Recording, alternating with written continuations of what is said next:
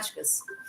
E, na verdade, o que são essas doenças? São as desordens emocionais ou psiquiátricas que afetam a mente e também o funcionamento dos órgãos do corpo físico, ou soma, como nós costumamos chamar.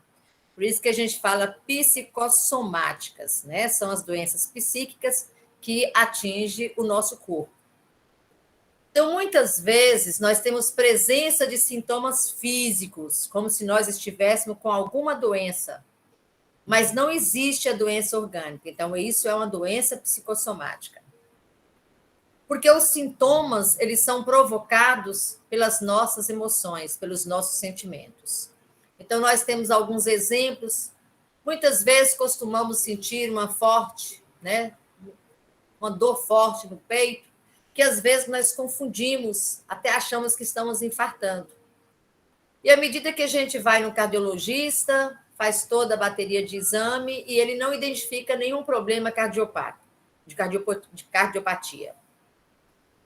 Então, um dos enfrentamentos médicos para que ele possa realmente dar um diagnóstico é através da exclusão. Um sintoma nos permite a identificação de algum mal. A partir do momento que temos os sintomas, mas não existe a doença orgânica, então está descartado que o nosso problema é emocional. Às vezes tem problema de falta de ar, a gente respira e parece que o pulmão não enche. Aí a gente vai no pneumologista, ele não detecta nenhuma insuficiência respiratória. Então, significa que o nosso pulmão está bem e que essa falta de ar que estamos sentindo pode ser relacionado às doenças psicossomáticas, em especial a ansiedade. Dor abdominal forte. Aí a gente procura um gastro, ele não detecta nenhuma perfuração, nenhuma lesão, ou qualquer anomalia que possa trazer algum sistema gástrico, né? E a gente fica a indagar. E aí, como é que vai ser? Então, eles vão colocando isso numa caixinha e, por enquanto, reserva-se o diagnóstico de doenças psicossomáticas. Mas, como nós vivemos num mundo de uma temperatura muito alta, porque o nosso dia a dia é uma loucura, é uma corrida, e nós estamos sempre dentro de uma nuvem muito negra de estresse, de ansiedade, de desespero, de correria, de falta de tempo, até conosco mesmo. Então, há uma necessidade da gente ter uma atenção redobrada, porque nem tudo é psicossomático. Às vezes, muitas das vezes, pode sim estar ali gerando alguma doença orgânica. Mas, através da exclusão do médico, ele então vai nos dando norte para que possamos entender as reações do nosso corpo físico. Então, o que acontece? Cada pessoa tem a manifestação das suas enfermidades no seu órgão de choque. Palavra estranha, órgão de choque. O que seria esse órgão de choque? É a parte do seu corpo que é mais sensível às tensões emocionais. É aquele órgão que desembocam todos os problemas. Se nós prestarmos atenção, procure observar quando a gente atravessa uma emoção muito forte. Em questão de 4, 5 dias, o corpo começa a manifestar a resposta daquele sentimento, daquela emoção extremamente forte.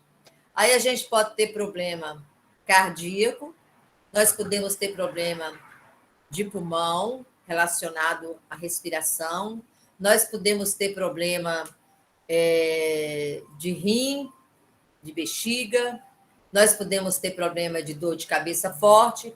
Então, esse órgão, aquele que manifesta a condensação dessas energias, onde ele põe para fora ou expurgando as sensações emocionais que vivenciamos de uma forma desequilibrada, então, esse órgão que nós vamos passar a conhecer, cada um de nós, quando começa a prestar atenção no nosso corpo, a gente já sabe, eu estou sofrendo aqui hoje, pode saber que semana que vem eu vou ter problema sério de estômago.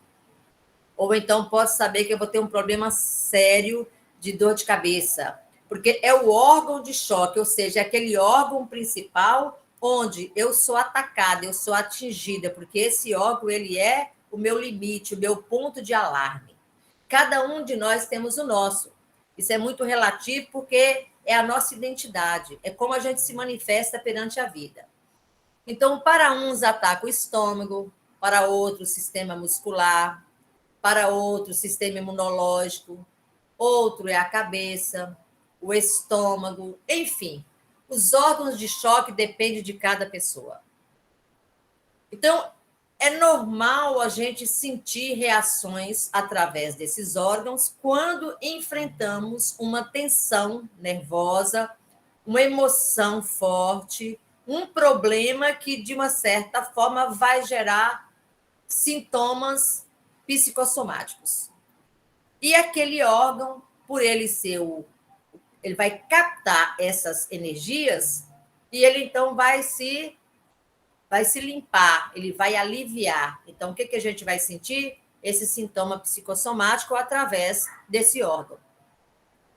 Então, cada pessoa tem a sua definição, porque é relacionado como que eu enfrento a vida, qual é o meu campo de visão, como eu observo, né? Então, é a minha lente, é o meu grau de visão que eu tenho perante a vida.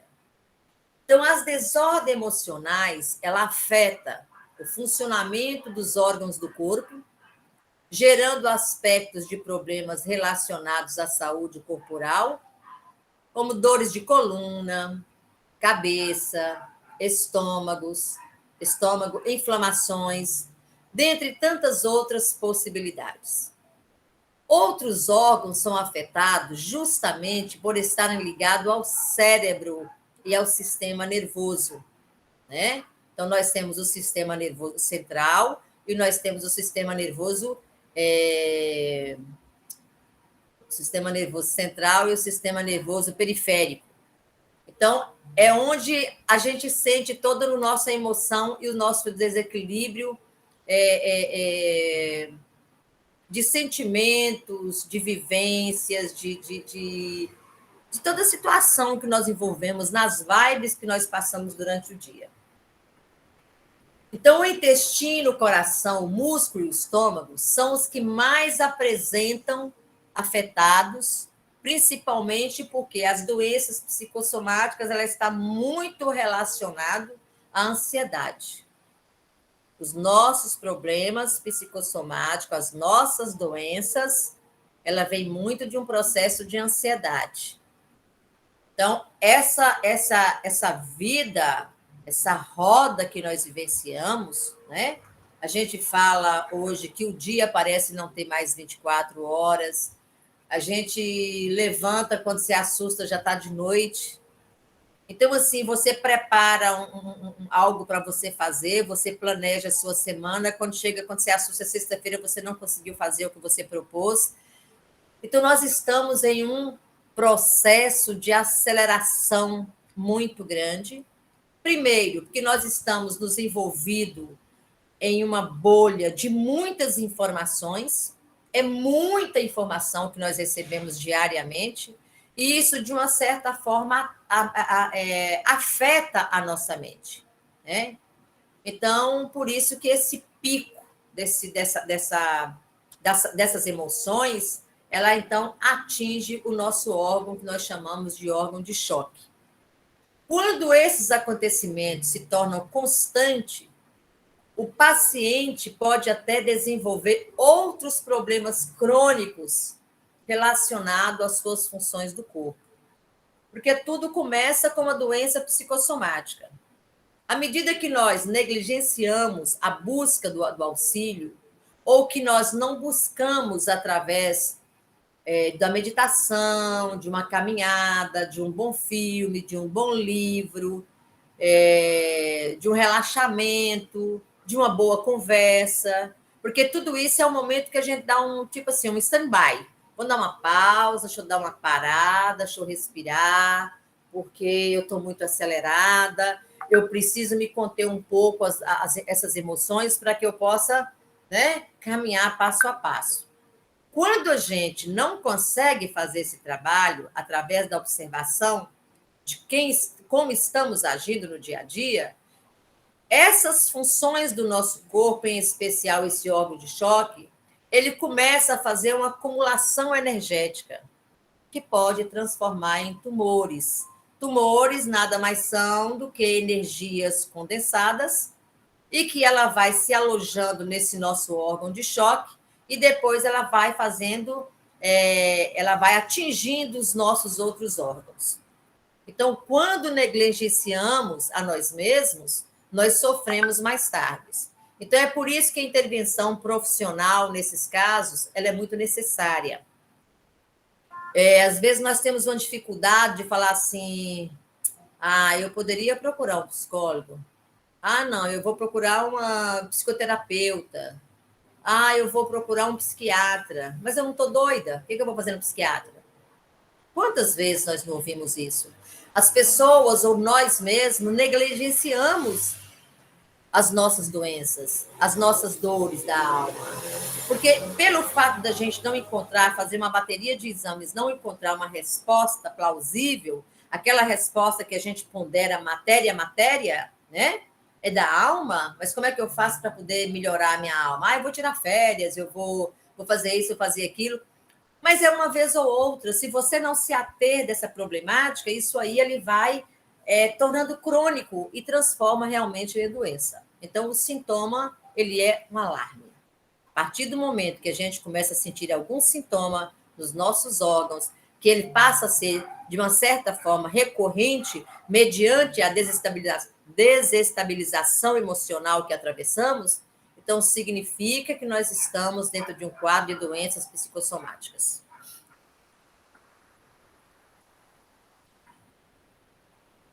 Então, as doenças do corpo estão mais conectadas aos sentimentos e emoções do que nós podemos imaginar.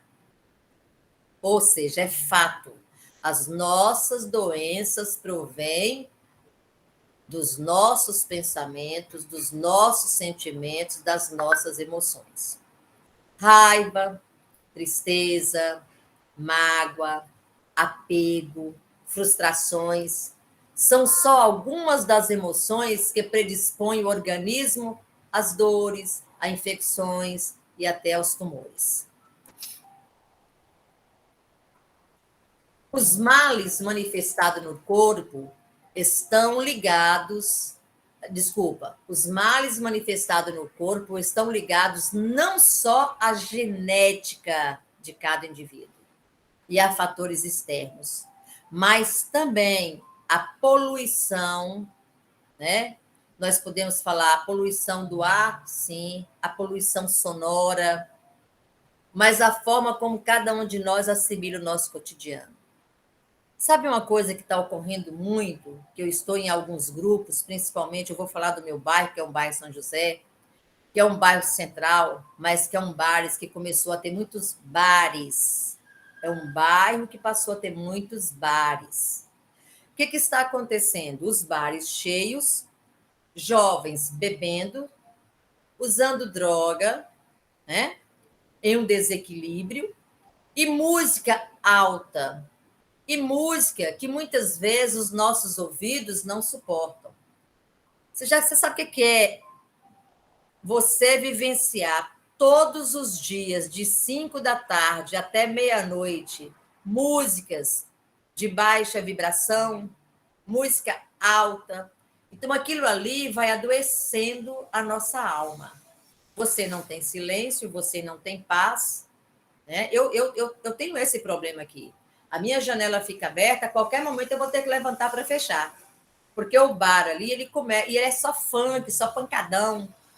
Então, isso dá uma irritabilidade muito grande.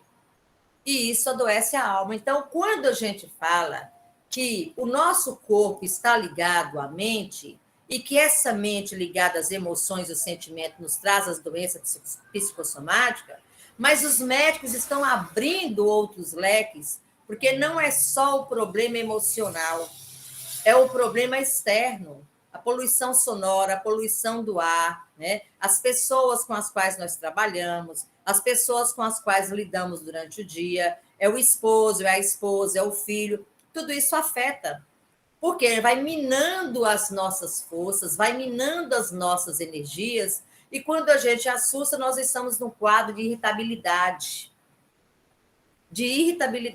E isso vai aumentando mais ainda os nossos problemas psicossomáticos, e a gente assimila isso diuturnamente. Então, a gente tem que ficar muito alerta para tudo que nós estamos vivenciando.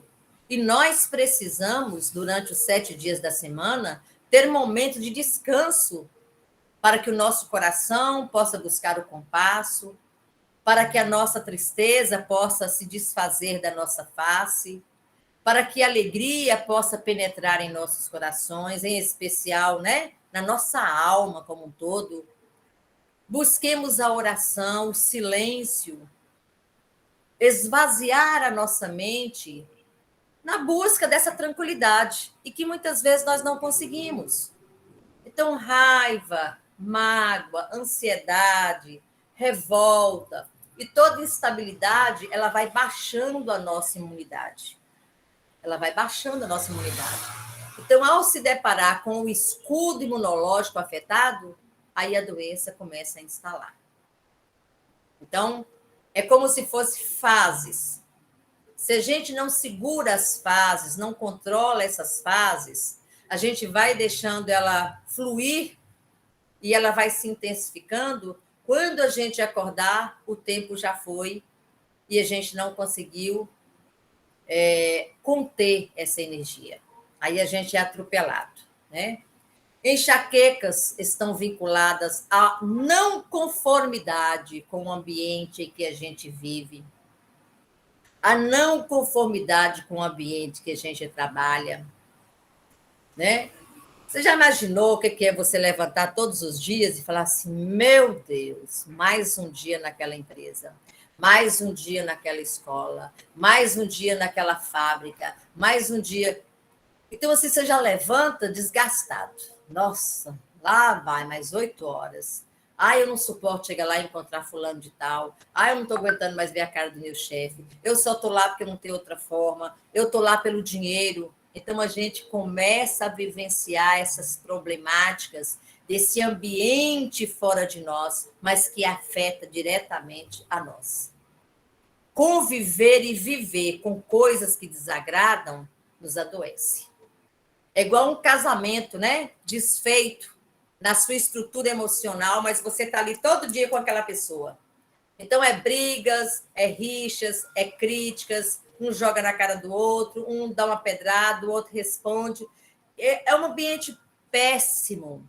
A doutrina espírita, a gente fala muito da questão do casamento, para que a gente mantenha esse relacionamento, para que a gente possa entender que é um processo de ajuste, muitas vezes. A maioria dos casamentos, nesse mundo que estamos, no planeta Terra, são relacionamentos de provações. Muito pouco de alma gêmea, né? Então, o que ocorre? É um enfrentando a diferença, a mazela do outro. Mas vai chegando determinado momento em que um não começa mais a suportar o outro. E o que é aconselhável? É preferível afastar e cada um seguir sua vida.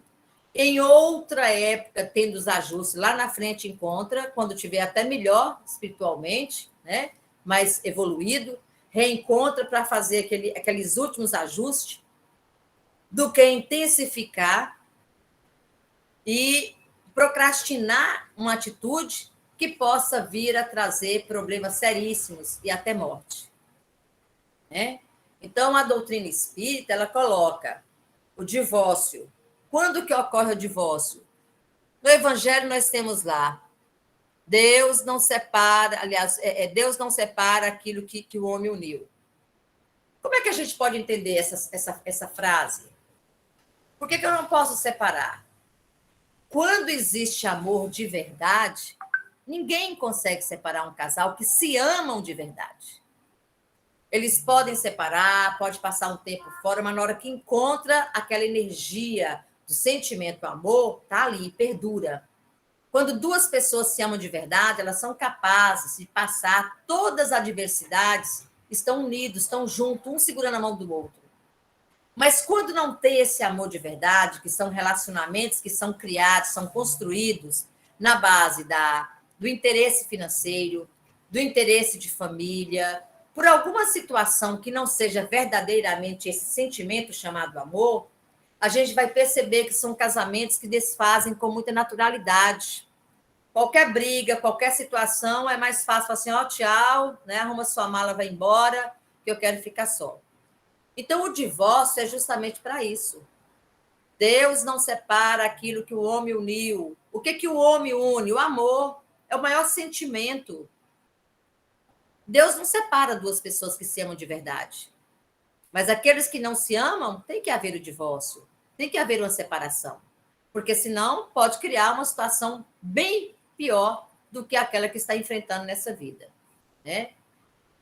Então, essas enxaquecas, ela vem muito desse problema que nós estamos em conformidade, não conformidade com aquele ambiente que eu estou vivendo. Problemas de estômagos e emoções viscerais, alergias respiratórias, a dificuldade em lidar e solucionar problemas. Então, quando a gente começa a estudar e entender que os nossos processos das nossas dores da alma, ele está relacionado a todos os nossos órgãos e faz parte do nosso dia a dia, fica mais fácil até para a gente falar assim, ó, esse assunto aqui não me diz respeito, eu não gosto de conversar sobre isso, não faz parte da minha dieta, sabe? Não faz parte da minha vivência, então eu vou excluir, porque é tóxico. Então, nós temos capacidade de afastar pessoas tóxicas, de afastar problemas, para que nós não nos envolvamos muito nessas energias. Então, nós já temos capacidade de vislumbrar à nossa volta quais as portas ou as janelas que se abriram e que a gente não se sente confortável. É preferível você fechar, ou então sair de perto. Porque muitas vezes nós ficamos ali batendo na mesma tecla, tentando dar murro em ponta de faca, e vai sangrando. É essa questão política que nós estamos vivendo mesmo, né? Então, assim, é preferível muitas vezes a gente não entrar. Ah, porque fulano é A e eu sou B, vou bater de frente. Por que você vai bater de frente com ela? Onde é que existe a tolerância? A tolerância é para isso. Cada um se respeitar, né, na sua livre manifestação, na sua cultura, no seu emocional, no seu esclarecimento, na sua inteligência. Então, a gente tem que... Isso tudo provém para que nós aprendamos a conviver uns para com os outros. Mas quando a convivência ela se torna, vamos dizer assim, não muito confortável, que desagrada, é preferível a gente dar um tempo, a gente dar um time, né, para que a gente possa guiar melhor a nossa estrada. É uma combinação entre quem você é, como aborda os seus problemas, que maneira que eles afetam a sua vida. Mudando o caminho por meio de comportamentos, pode ser que se previna, eu diria, quase todas as doenças, inclusive o câncer. Por quê? Porque a gente sabe que a formação desses tumores, ele inicia pequeno, vem como uma névoa, né? Ali vai adoecendo a alma, através dos nossos sentimentos não muito sadios, sentimentos negativos. Aí você vai agasalhando, aí você é vítima. Ah, mas que coisa. A gente tem que aprender a ser grande perante os nossos problemas. A gente tem que aprender a colocar para fora. Não engolir, colocar para fora, mas também saber colocar para fora, né? Porque aí nós vamos mudando o nosso comportamento para prevenir uma doença, porventura possa vir mais forte lá na frente. Eu trouxe um eneagrama hoje para que a gente possa estudar um pouquinho e compreender. O que é o eneagrama? É um mapa que descreve 9 emoções e como que cada uma delas está diretamente relacionada ao padrão de comportamento. Então, vamos lá. Vocês estão vendo aqui que tem de 1 a 9. Em cada um desses, nós temos um sentimento. Então, nós temos aqui o processo ativo, nós temos aqui um centro emocional e aqui nós temos o centro teórico. Então, vamos começar. Primeiro é raiva. Olha só, nosso mapa. Raiva, orgulho, vaidade. A gente tem que entender, né, gente? Vamos entender um pouquinho. Quando você fala orgulho, vaidade, a vaidade não é você estar com cabelo bonito, você estar maquiada, não. A vaidade é você achar que você é melhor que o outro, né? Você achar que sempre você que chama a atenção, você se colocar num patamar de diferença, eu estou acima. Inveja é um sentimento ruim, péssimo, é a inveja. Avareza também é horrível. Medo, o medo ele é, como eu diria, ele tem duas vertentes. O medo às vezes ele é bom conselheiro, mas ele em excesso ele desequilibra muito, trazendo problemas seríssimos para o nosso corpo. A gula. Você já percebeu que tem pessoas que às vezes passam por um processo de ansiedade e ela resolve o processo, resolve não, ela manipula o seu processo de ansiedade através da boca? Ela come tamanho que é o dia, mastigando, movimentando, né, engolindo, porque a ansiedade está muito grande. A luxúria, tem gente que usa isso aqui, ó, como uma forma de estou estressado, estou ansioso, deixa eu colocar para fora. E vai pela luxúria. E a indolência. Pessoas que não têm a capacidade de empatia, que não têm sensibilidade de ver o outro, né? Então, assim, esse mapa que nós chamamos de eneagrama, ele traz esses 9 sentimentos. Então, vamos ver. O Enneagrama é um mapa que descreve essas novas emoções e como cada uma delas está diretamente relacionada ao nosso padrão de comportamento. Dessa forma, cada indivíduo possui uma emoção principal. Então, lembrado do órgão de choque? É o órgão. Aqui nós estamos falando de uma emoção. Nós temos uma emoção que ela nos afeta mais. Então, a emoção principal, ela gera mecanismo que nós temos esse sentimento como mecanismo de defesa, que são inconscientes e que assumem a maneira como se percebe a realidade. Raiva, orgulho, vaidade, inveja, avareza, medo, gula, luxúria e indolência. São as 9 emoções que influenciam diretamente em nossas vidas e na forma como a realidade é percebida para cada um de nós. Então, entre essas aqui, podemos ter uma, duas ou até 3. Eles comandam o nosso mapa, o nosso padrão de comportamento. É inconsciente.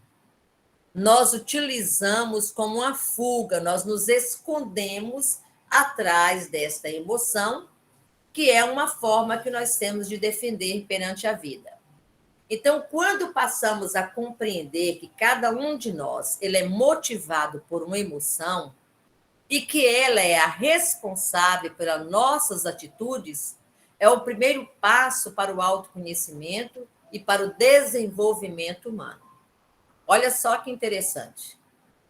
Da gente saber que nós estamos interligados a 9 emoções e que essas 9 emoções formam o eneagrama, é o nosso mapa da nossa situação emocional, do nosso quadro emocional, e que essas emoções ela cria o padrão comportamental que nós temos perante a vida.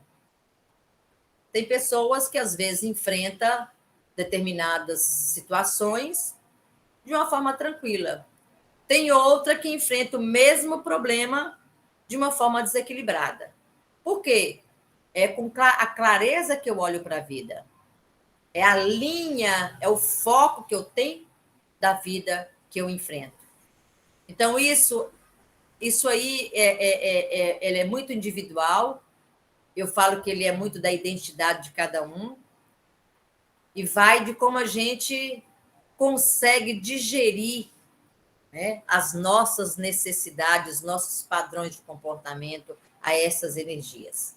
Então, fica a dica para a gente poder entender todas essas emoções, que são as principais, e que nos acarreta problemas seríssimos, e que nós utilizamos de uma forma inconsciente como uma forma de defesa, né? É a forma que eu tenho de esconder até de mim mesmo. Gente, qualquer dúvida pode parar, tá? Para que compreendamos, tomemos como exemplo a raiva. Vou só terminar esse assunto. Então, nós vamos trabalhar com a raiva. É uma das emoções mais investigadas, é a raiva. Então, quando ela passa a ser o mecanismo de defesa, nós também conhecemos ela como vício emocional. Ela é conhecida como vício emocional. Para o indivíduo, é justificativa com a atitude esforçada de autoimagem virtuosa. Eu estou fazendo a minha parte. Então, quando nós nos colocamos frente a esse mapa, né, e nós temos lá uma emoção que ela acende, ela joga mais rápido em relação às outras, esse é o nosso ponto que nós chamamos de vício emocional. Então, é uma pessoa conhecida por ter um alto nível de exigência, ela constrói uma vida regida pelo esforço voltado ao que é certo para ela, no padrão de vida dela, torna-se uma pessoa crítico, julgador, exigente consigo mesmo e com os outros. É uma característica que eu estou colocando aqui. Eu criei e falei da raiva. Assim, afasta-se do que realmente quer, reprime qualquer sentimento que venha a favor disso, em favor do que... O que você deve querer?